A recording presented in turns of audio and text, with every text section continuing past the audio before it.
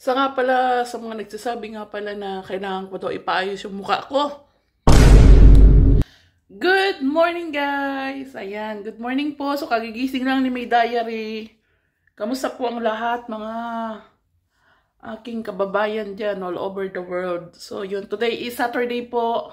At yan, nagdalagay po ako ng ano dito, ano ba yun? Nalimutan ko yung name niya. So galing din ito sa aking follower from Australia. Inuunti-unti ko siya guys. So maganda po yung ano na to, yung cream. Anti-aging siya eh. Anti-aging cream.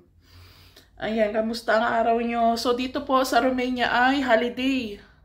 Holiday po ngayon. Kaya yung client ko na for Saturday, ngayon nga po ay wala akong pasok kasi nga umuwi daw sila sa probinsya sa magulang.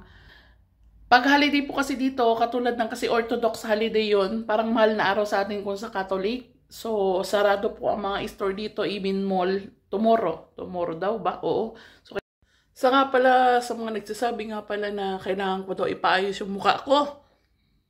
Ano ba naman kayo? Hindi ko na mapaayos kasi ganito talaga yan. Bakat na po yan ng pimples ko dati nung na-allergy ako dun sa trabaho ko.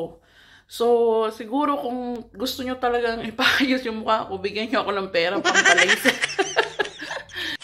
Siguro kung time man na magpaganda tayo, mapaayos tong ganto-ganto ko, siguro kung talagang may extra budget na tayo para doon. Pero kung ganito naman na kailangan natin magtrabaho ng 2 trabaho, 3 trabaho sa isang araw para lang kumita at may pang-budget sa ganito pangkain, pang-budget pambayad ng bahay, ng bills. Unahin ko pa ba yun guys? May 3 akong anak. May nasusuportahan akong anak sa Pilipinas. May 2 akong maliit. So, sana maintindihan nyo po na hindi ganon kadali po ang buhay ko dito. Ay nako. So, yan, okay naman ang ating past luck. Oh, yan. So, almusal po tayo guys. At ako muna magugas ng kamay. Ating ating breakfast. Ayan, itlog. Pang malakas ng kape. So yun na guys, almusal muna tayo bago natin simulan ang ating araw. So mamaya lalabas tayo at bibili tayo ng mga importanteng things. At yan, almusal muna tayo. Paborito ko to, kubos.